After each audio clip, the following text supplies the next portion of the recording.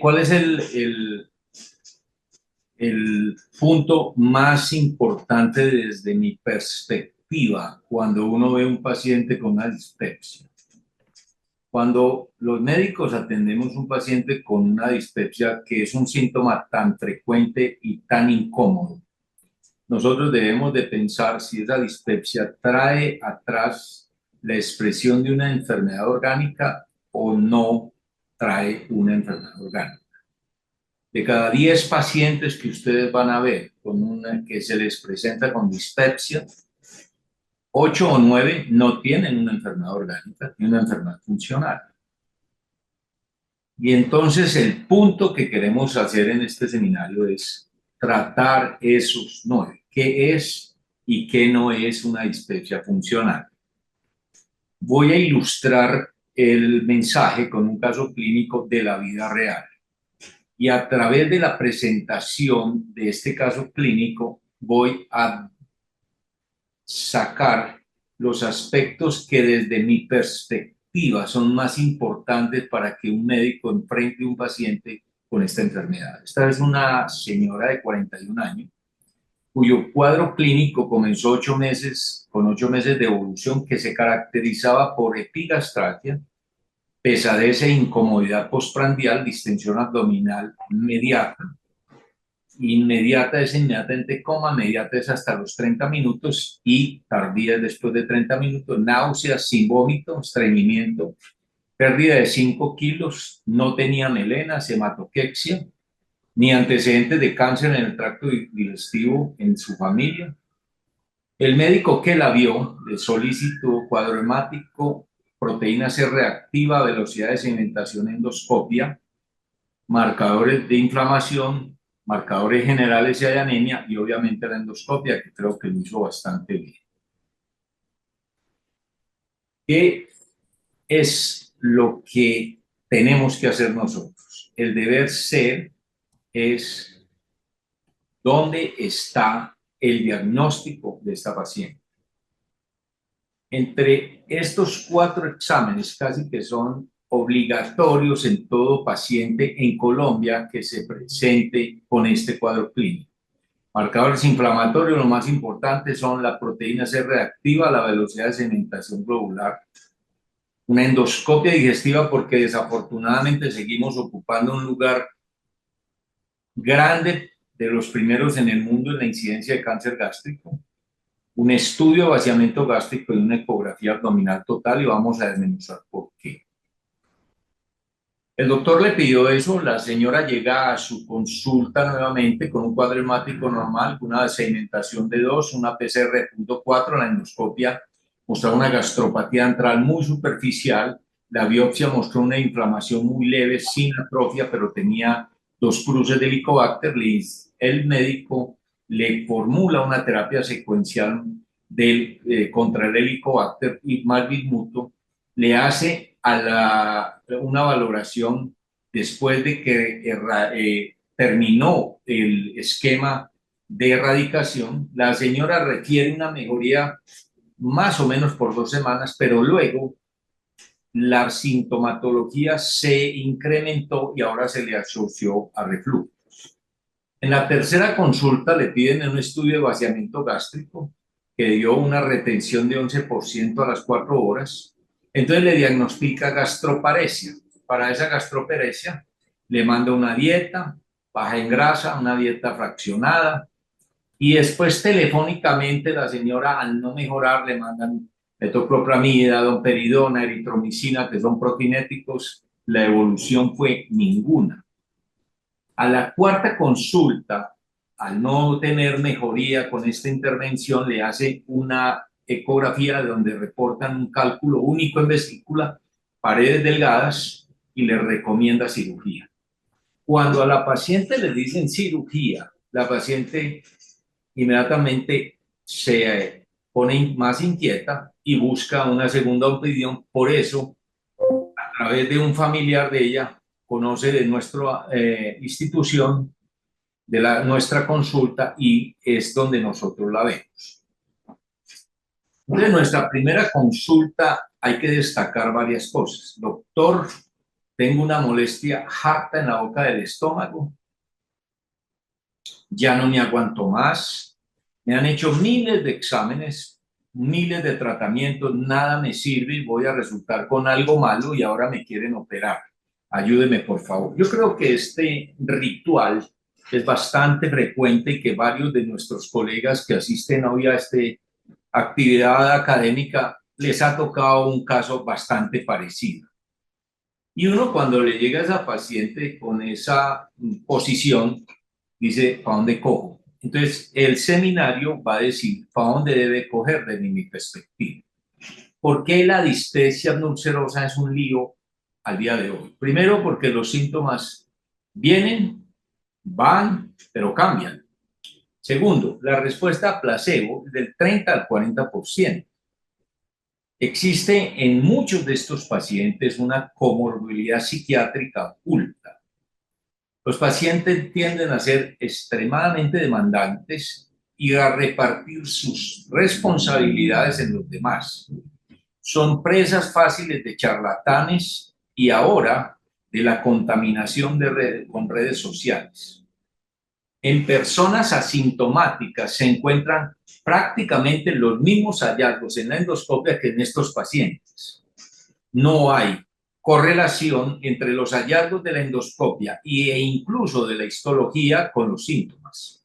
No existe una terapia universal. La respuesta a la terapia es difícil de predecir y aquí, y voy a insistir mucho, la relación médico-paciente es la clave. ¿Por qué es tan complejo clasificar este paciente? En esta diapositiva ustedes ven cómo hay una enorme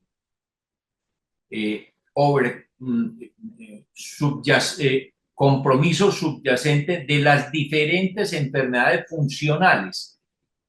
O sea que hay una zona donde estamos muy grises en problemas esofágicos, anorrectales, intestinales y gastroduodenales. En esta zona los síntomas pueden ser originados en cualquier parte y son muy parecidos. Entonces hay mucha superposición en los diferentes desórdenes de la interacción cerebro-intestino. ¿Cuál es la causa? Probablemente hoy no sabemos. La patofisiología involucra epifenómenos, casualidades y asociaciones. Retardo en la evacuación, algunos dieta, algunos salen después de una infección, algunos tienen una actividad inmune importante, otros desarrollan hipersensibilidad, otros trastornos de la acomodación del fondo gástrico, otros después de que recibieron una intervención médica por alguna otra cosa, a otros se les encuentra como si tuvieran alergia. Y lo peor es que algunos pacientes tienen varios de estas epifenómenos y asociaciones.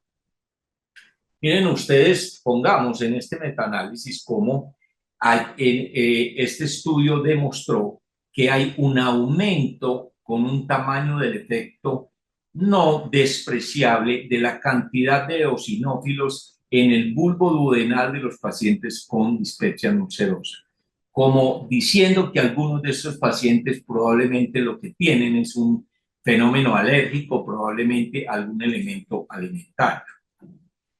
¿Cómo clasificamos la dispepsia ulcerosa? Existen dos grandes grupos.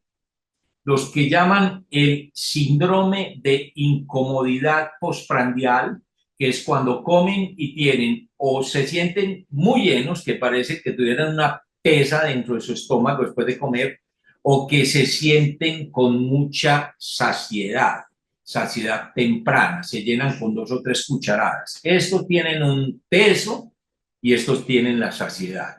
O el otro síndrome, que es el síndrome de dolor epigástrico, que simplemente con y sin relación a la comida le duele la boca, el estómago como un ardor, o incluso pueden tener ese ardor que se sube y produce síntomas parecidos al reflujo. Los síntomas son muy comunes y muy variados. Desde el dolor, la plenitud, el bloating, que no tiene una muy buena traducción en español, pero es como la sensación de distensión, que puede ser distensión objetiva donde el paciente dice, me siento que la ropa no me cabe, o simplemente no notan mucho eso, pero se sienten así.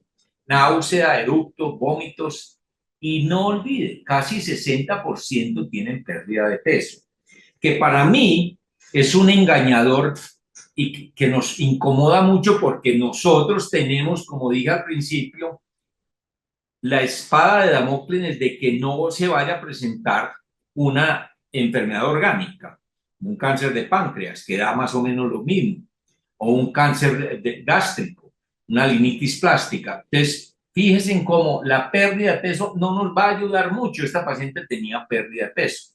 Y muy importante, y no deben olvidar, que muchos de estos pacientes tienen desórdenes defecatorios con disginercia anorrectal, que es importante cofactor y agravante al cuadro clínico de la paciente en general. Los síntomas de aviso, los síntomas y signos de aviso para enfermedad orgánica son: encabeza la pérdida de peso no intencional, el vómito persistente, disfagia o odinofagia, anemia o déficit de hierro. Muchos pacientes no tienen la anemia, ya tienen la ferritina, les empieza a bajar.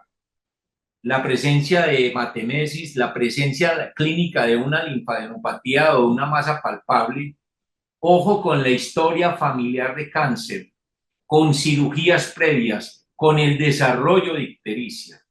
Esto lo debíamos de tener todos los médicos muy presente cuando valoramos a esta paciente, para que nos desbalancee de lo funcional a lo orgánico. Porque si ninguna de esas cosas se presenta, el valor predictivo negativo es del 99%. O sea, si usted tiene un paciente con dispepsia nutricional y no tiene ninguna de estas, la probabilidad de que tenga una cosa orgánica es solo de 1 en 100 pacientes. Entonces, por eso para mí es bastante importante.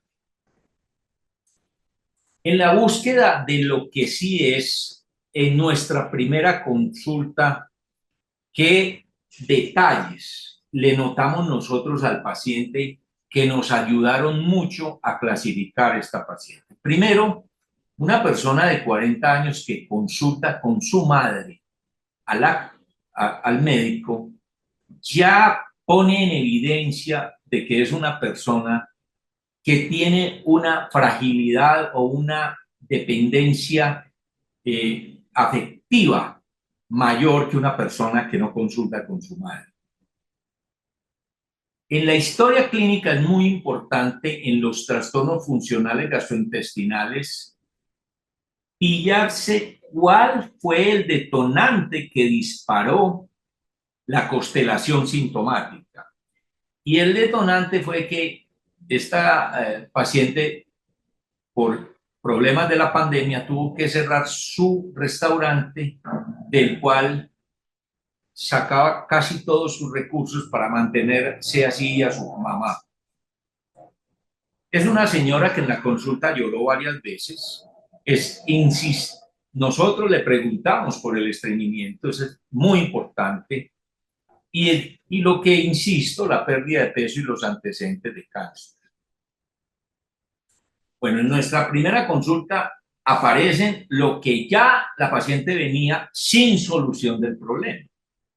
Entonces nosotros identificamos estos 4 criterios que son básicos. ¿Cuál es el rol del Helicobacter pylori en el paciente con dispepsia desde mi perspectiva hoy, junio del 2004? ¿Cuál es la utilidad del estudio de vaciamiento gástrico en un paciente con dispepsia? ¿Cuáles son los hallazgos esenciales de causalidad y no de casualidad en paciente con dispepsia? Como ocurrió en este caso, como vieron ustedes, que se alertó cuando la mandaron a operar. Es un hallazgo casual fue convertido en una evidencia causal. Y lo último, ¿cuál sería el tratamiento según el fenotipo de la dispepsia? Porque no todas las dispepsias funcionales vienen iguales. Y les voy a mostrar cómo hay fenómenos clínicos que pueden ayudar a clasificar el paciente en el fenotipo de su dispepsia funcional y con esto, eventualmente, hacer más específicos en su tratamiento. El rol del Helicobacter pylori en la dispepsia funcional es bastante complejo. Esta revisión sistemática, que incluye más o menos 18 estudios, una muestra bastante significativa de pacientes, dice que es 0.9 el riesgo relativo. Pero fíjense en el intervalo de confianza, va de 0.88 a 0.94. Eso da un número necesario de tratar que puede más o menos irse hasta 14. Mire, si usted erradica el Helicobacter y mire y los mira 12 meses después, 83% de los pacientes siguen teniendo síntomas y 34 incurren en mayores costos por su dispepsia, por efectos adversos de la medicación o por el misma búsqueda de otra cosa que explique los síntomas. Pero miren el dato tan interesante, si usted no la erradica, pero les da el antibiótico, el 84.5 tienen dispepsia 12 meses y el 33 recurren a gastos. Nosotros hemos encontrado que dependiendo del esquema que se utilice, este es un esquema de erradicación, este es otro esquema de erradicación con diferentes antibióticos, comparten 2 antibióticos, los otros no. Miren, el número necesario de tratar varía con el tipo de antibiótico, entre 14 y 8. Entonces la pregunta, ¿es el antibiótico o es la erradicación de la bacteria la que funciona? Nosotros hicimos un estudio con 617 pacientes, dispepsia y Helicobacter positivo, medimos por una escala validada de dispepsia funcional de la Universidad de Leeds a las 12 semanas, les preguntamos para llenar la escala, les tomamos biopsia de antro, cuerpo y duodeno y miren los impactos. De los pacientes que logramos erradicar, el 47% en esa escala tenían mejoría y de los que no erradicamos, pero les dimos antibiótico, el 46%.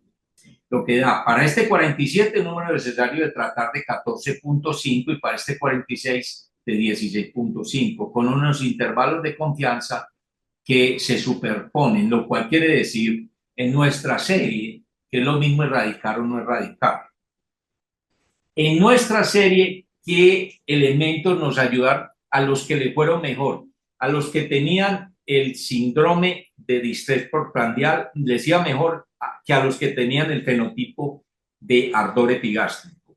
A los que en la endoscopia le encontramos gastritis folicular, que son unos nodulitos que se le hacen en el antro, o que en la histología hubiera una enfermedad, una respuesta inflamatoria severa, lo cual es un parámetro de que ese Helicobacter está infectando y no está colonizando. Si responde al tratamiento y la investigación, ya no es funcional, ya es una dispepsia infecciosa por Helicobacter. ¿Y por qué gente que le da unos antibióticos y no erradica se mejora? ¿Será que es que le mejoramos la disbiosis gástrica o incluso el sobrecrecimiento bacteriano? ¿O será como ocurre en la enfermedad pulmonar obstructiva crónica que los antibióticos en algunos pacientes sirven como inmunorreguladores? ¿O simplemente es que tenemos efecto placebo? Miren, es que cuando yo estudié medicina, el estómago era estéril. Esto lo vamos a ver en la charla de Helicobacter también.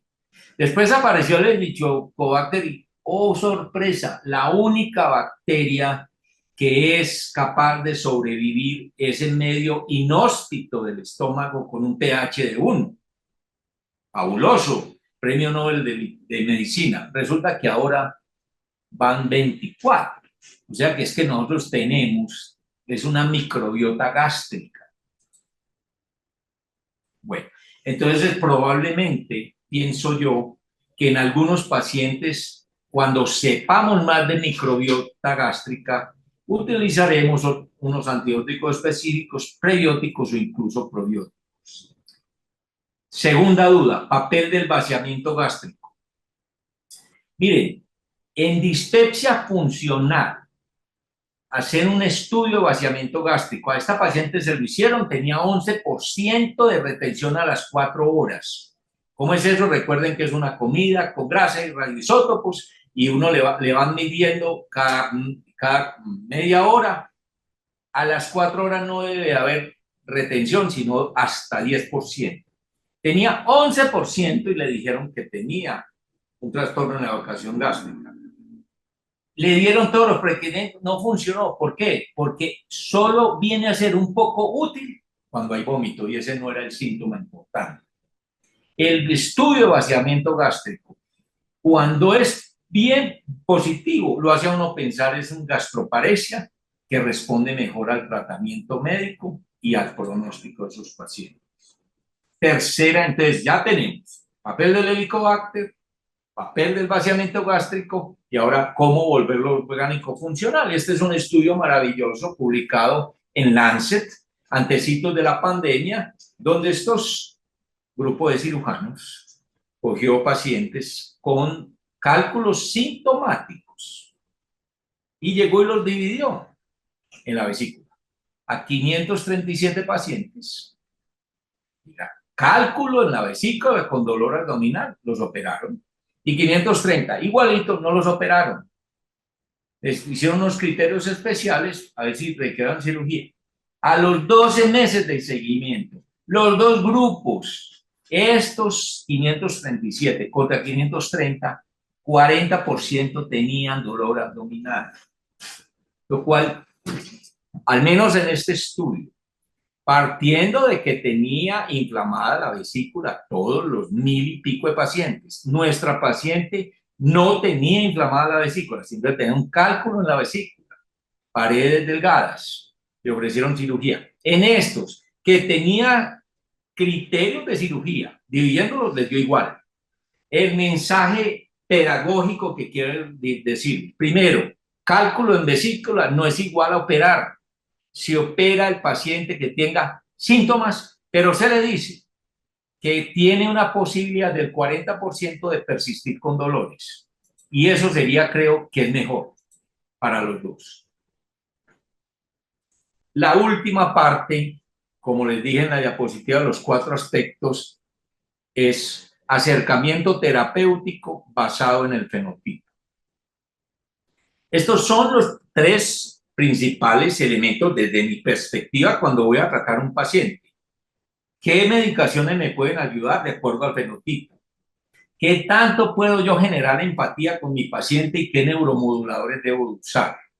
La fisiopatología de la dispepsia funcional involucra casi 40% el problema es de hipersensibilidad visceral. 20 y pico por ciento del problema es de vaciamiento gástrico y 37% de alteración en la acomodación del fondo gástrico después de comer. Entonces, si el problema es de hipersensibilidad, nosotros debemos de ir más a hipersensibilidad. Pero si el problema es de vaciamiento, nosotros debemos dirigir nuestra terapia más a vaciamiento. Por eso, insisto, queridos colegas, tengan esta diapositiva bien presente. ¿Para qué? Para que ustedes dirijan un tratamiento más específico en cada uno de sus pacientes. Ejemplo, ¿cómo se pillan que el problema es de hipersensibilidad? Esas personas llegan con una importante fragilidad emocional, una ideación catastrófica, todo es terrible. ¿Por qué se presenta eso? Muchas veces nace en el apego. Miren cómo esta señora tenía su mamá todavía a los 40 años al lado y una carga alostática, su estabilidad emocional. Si uno vive de un negocito y le toca suspenderlo, pobre señora, el punto de partida es importante, el acudir con protector es importante. Conclusión, ¿cuál sería esta paciente? Hipersensibilidad, entonces uno usa neuromoduladores y empatía. Si la alteración en la acomodación, el paciente tiene una saciedad temprana, tiene pérdida de peso, porque es como hacerle una manga gástrica, pero funcional, no se distiende el fondo. Entonces hay que relajarle el fondo, hay medicaciones para esa. Curiosamente, el Viagra sirve para eso. La mirtazapina también sirve para eso. La buspirona también sirve para eso. Y los IBPs. Y obviamente, bueno, mire que en los tres fenotipos pongo yo empatía, empatía, empatía. Si tengo un retardo del vaciamiento gástrico, que muy frecuentemente se asocia a colelab, a diabetes, estos pacientes ahora, ojo con los análogos del glucagón para el tratamiento de la obesidad, porque producen eso y el paciente no se la pilla y le consulta por dispepsia y retardo en el vaciamiento, pero lo que pasa es que tiene un efecto funcional de un GLP-1, estoy hablando de liraglutide, Ozempic y demás, hablando de la obesidad, pues tenemos que hacer una historia clínica correcta, pero si no tiene eso, y generalmente estos pacientes les pillas el problema del vaciamiento, en el estudio de vaciamiento te va a funcionar los prokinéticos. Y miren una cosa simpática, este es un estudio de una de las personas más brillantes en el mundo en esta cosa, donde pusieron una actividad electrogalvánica en esta porción de la oreja y demostraron, no sé si traje esa diapositiva, no la traje, pero demostraron que hasta el 30% de los pacientes tenían mejoría de sus síntomas con esa sola actividad por un reflejo vagal que va directo al tubo digestivo. Por eso tengan cuidado a sus hijos donde les ponen los piercing porque pueden afectar su funcionamiento digestivo. Para terminar la última parte, miren el desempeño operativo de las diferentes intervenciones que tenemos para eso. ¿Cómo les voy a transmitir esto? A través de una medida de efecto que se llama número necesario de tratar. Les recuerdo qué es esta medida. Esta medida dice, ¿cuántos pacientes tengo que darle yo un tratamiento para que a uno le vaya bien? En la erradicación del hipócrita, bueno, en términos generales, pues la mejor intervención es que uno tuviera un número necesario de tratar de uno. Cada paciente que le doy, cada paciente que se cura. Pero en enfermedades agudas uno más o menos maneja, acepta unos 2, 3, hasta 4 el número necesario de tratar. Erradicación de 14. Usted tiene que darle 14 pacientes para que a uno se le mejore. Eso deben de decirle a cada paciente. Si ustedes le hacen la endoscopia, le encuentran la gastritis folicular, le encuentran la biopsia que dice hay una reacción inflamatoria severa, señora, la voy a tener que someter a esta terapia con antibióticos. Tengan cuidado con los antibióticos. Dar antibióticos también es como hacerle una mutilación a la microbiota. Hay que hacer mucho cuidado porque estamos volviendo resistentes bacterias, no solamente el Helicobacter, sino muchas, y es un problema de salud pública mundial. Darles IDPs 13 de NNT, prokinéticos 7, neuromoduladores 6, fíjense que es la que más funciona. Realmente desde fondo gástrico no encontré reportado estudios de antibióticos en general 26. Bueno, yo creo que esto ya lo vimos. Hay otras opciones terapéuticas. Ahora aparecen muchos prokinéticos. De los mejores, sin duda, es el aceite de menta, el peppermint oil, que para mí tiene una ventaja importante, y es que el peppermint oil ha demostrado ayudar también al paciente que tiene los problemas de colon, con que hay, como les mostré la enorme superposición, paciente me tiene intestino irritable con dolor retorcijón, le sirve muchísimo e incluso sirve para mejorar el estreñimiento. Bueno, yo quise traer esta diapositiva para resaltarle cómo al médico general le llegan muchos síntomas. Este es un estudio, 567, dolor de espalda, disnea, insomnio, fatiga, dolor de tórax. ATRC, solo el 16% tiene una enfermedad orgánica.